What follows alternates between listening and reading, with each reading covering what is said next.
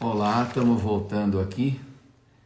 A gente caiu por causa do tempo, né, que é estabelecido pela plataforma, mas vamos agora tentar estabelecer, poder se despedir direito. Opa, estamos voltando aqui, vamos ver se eu convido aqui a Laura Porto para a gente finalizar. Não acredito que o Instagram nos derrubou. Pois é, estamos derrubados aí, né? Esse Instagram está muito abusado. Mas desculpa até por ter demorado, mas eu Imagina. ainda não tão familiarizado ainda enfim, com o uso dessa plataforma, mas dizia a respeito, só para a gente também caminhar para o encerramento, né? Dizia a Claro, só respeito do para artigo finalizar. 11, e o artigo 11 do nosso provimento realmente fala no primeiro item, né? O sistema de controle do fluxo abrangendo a coleta, tratamento, armazenamento e compartilhamento de dados pessoais até a restrição de acesso futuro. Então, isso é bastante detalhado É, o e é importante, parágrafo tem que ser primeiro, doutor. isso, Tá assim, tem que ser feito individualmente em cada cartório, né? com certeza.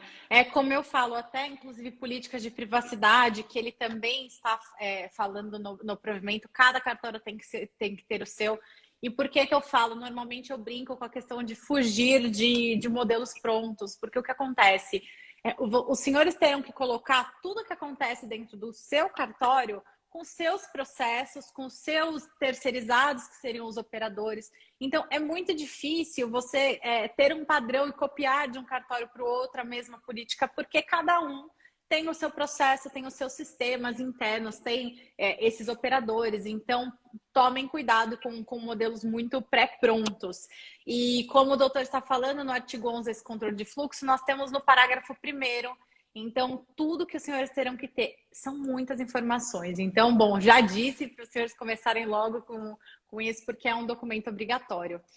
Outro ponto super importante, vou falar o mais rápido possível para não derrubarem a gente de novo aqui, artigo 15. Os senhores terão que ter agora um prontuário digital ou físico, ou os dois, né? Para a emissão de certidões. Então, essa questão é super polêmica, dá para fazer uma hora de live só para falar sobre a publicidade das certidões, publicidade de notas e registros, que é diferente também, como ficam agora como fica agora essa publicidade, mas o que ocorreu que assim como no provimento de São Paulo e em muitos outros, o provimento do Paraná também trouxe essa questão de ter um prontuário para indicar quem está pedindo essa certidão e a motivação disso. E ainda, né, vai um pouquinho mais falando de certidões em bloco, que agora podem ser negadas, enfim. Criem o quanto antes esta questão para os senhores de ter este prontuário, porque é aqui, nesse artigo, salvo engano, que o provimento cita a autodeterminação informativa, como eu falei, que é o termo mais importante da lei disparado. O que acontece? Eu, como titular, posso ir hoje no cartório dos senhores, a hora que eu quiser, e requerer quem foi que solicitou certidões ao meu respeito, com o meu nome, que eu esteja envolvida. E os senhores são obrigados, por lei, pela LGPD e agora pelo provimento, de ter essa informação para dar ao titular. Então, quem solicitou e a motivação dessa solicitação tem que ficar arquivada com os senhores. Por isso, a necessidade da criação de um prontuário. Não será fácil, imagino que os senhores se assustam um pouco, né? Quando pensam, meu Deus, quantas certidões nós emitimos, mas precisa criar essa sistemática interna.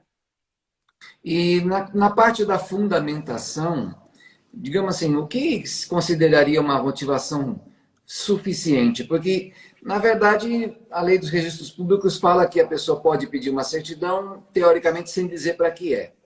Uhum. E se a gente questionar muito, não sei, teria que ser uma fundamentação sucinta, tem que explicar mais detalhadamente o que consideraria se fosse uma autoridade verificando, né, para os registros públicos como algo, digamos assim, de fundamentação suficiente para uma certidão. Aqui nós entramos num ponto que eu acho que é um dos pontos mais polêmicos da LGPD, que é justamente, como eu falei, essa questão da publicidade versus a privacidade, inclusive no RI, né? Porque nós sabemos que o RI está lá na 6.015, que qualquer um sem motivação pode solicitar uma certidão.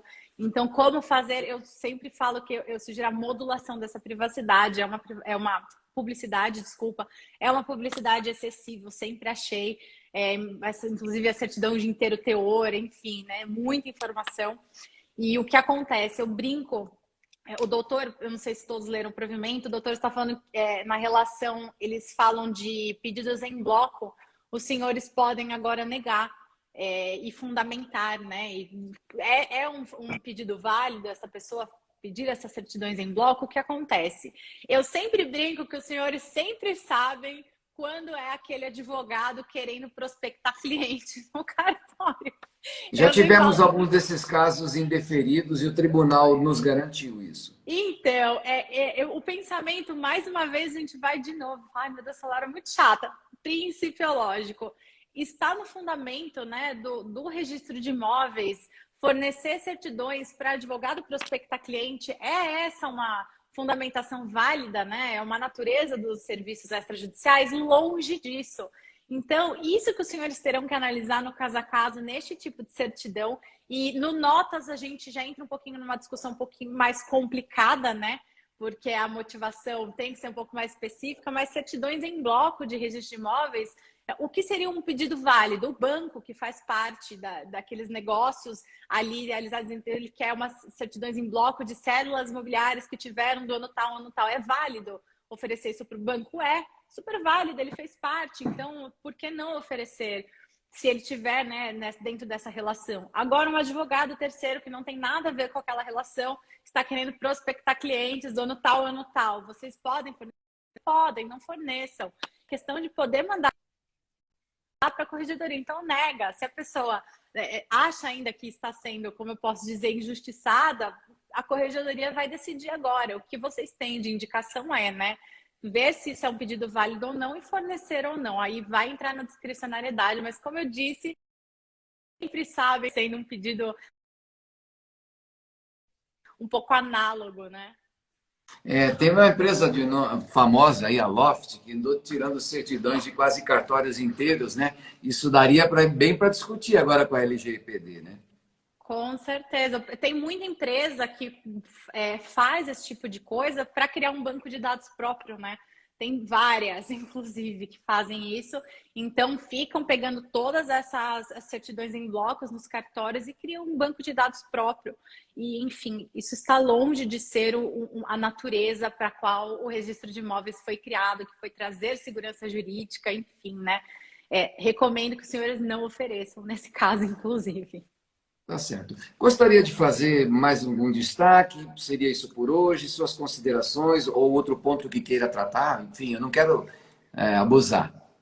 Imagine. Bom, eu acho que a única coisa super rápida que eu vou falar para os senhores tomarem cuidado é o artigo 20, ali no finalzinho do provimento dos senhores, que ele fala que aplica seu serviço notário de registro no artigo 52, o artigo 52 da LGPD, sem prejuízo das demais sanções civis, penais cabíveis. Então, mais uma vez aqui, eu vou falar para os senhores da responsabilidade que os senhores têm. Qual é a questão aqui? A parte doutrinária fortemente defendia que os senhores não iriam ter uma das penalidades trazidas pelo artigo 52 da LGPD, que são as penas de multa. Por quê? Porque os senhores estariam dentro deste poder público, dentro da questão desse serviço administrativo prestado, enfim, né, tudo que nós já falamos, e os senhores poderiam incorrer em improbidade administrativa. Então, a gente pensa, tudo bem, me livrei das multas, mas aí vocês poderiam acabar na improbidade administrativa, que também seria um problema grande para o delegatário. Mas o provimento local trouxe que o que está disposto no artigo 52 da LGPD irá se aplicar. Inclusive disseram que sem prejuízo das demais sanções cabíveis. Então, aqui eles deixam a entender de forma mais clara que as multas pecuniárias também vão se aplicar aos senhores. Então, o que dá a entender é que sim, as multas serão aplicadas pelo provimento local do Paraná. Então, essa é a última ressalva que eu quero deixar para os senhores, para não deixarem a LGPD para lá e dar a devida importância, porque realmente, e como eu já falei, né, no começo, é um processo complicado, é uma questão cultural, então demanda tempo, é processo minucioso, então comecem o quanto antes.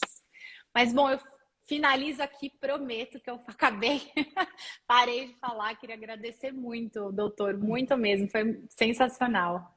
Eu agradeço bastante, acho que os principais pontos nós foram abordados, né?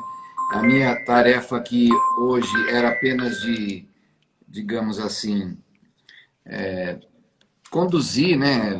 Estimular ou puxar algum ponto ou outro. Os colegas durante esses dias me mandaram aí algumas perguntas, as principais eu tentei colocar. E Ótimo. só temos que agradecer, porque com essas orientações, perdão, nós aqui do Paraná, eu acho que na noite de hoje tivemos oportunidade de avançar, eu diria até de dar um certo salto, né, no conhecimento da lei, do próprio provimento, sobretudo.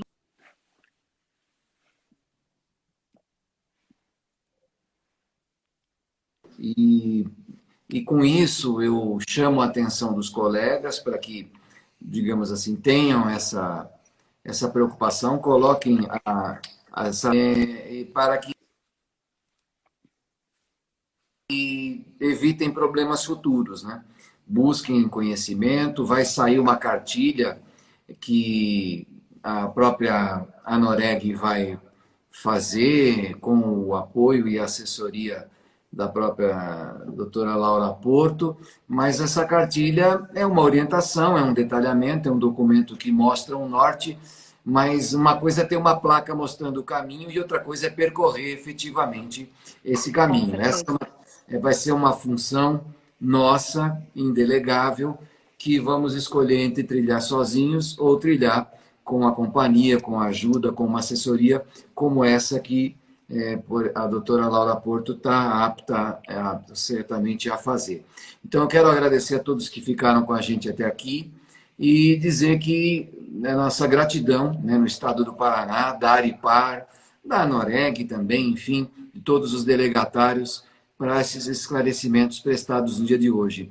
A nossa live vai ficar não só disponível nas próximas 24 horas, mas também vai ficar guardada, arquivada, e acho que até depois também vai ser compartilhada ou republicada no próprio, pela própria Aripar no dia de hoje. Então, agradecemos, agradecemos e agradecemos, e esperamos em outra oportunidade, talvez tenha um desdobramento, quem sabe por ocasião do provimento nacional, enfim, ou quando tiver algumas outras experiências dos cartórios aqui em São Paulo, aqui no Paraná, detalhando um pouco da experiência do que já foi feito, do que já aconteceu.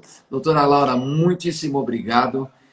Agradeço Imagina, de eu que coração, agradeço. em nome meu e dos meus colegas. Desejo-lhe uma muito boa noite e vamos continuando mantendo contato. Muito obrigado. Obrigada, senhores. Obrigada mesmo. Até logo. Obrigado. Boa noite. Muito boa noite.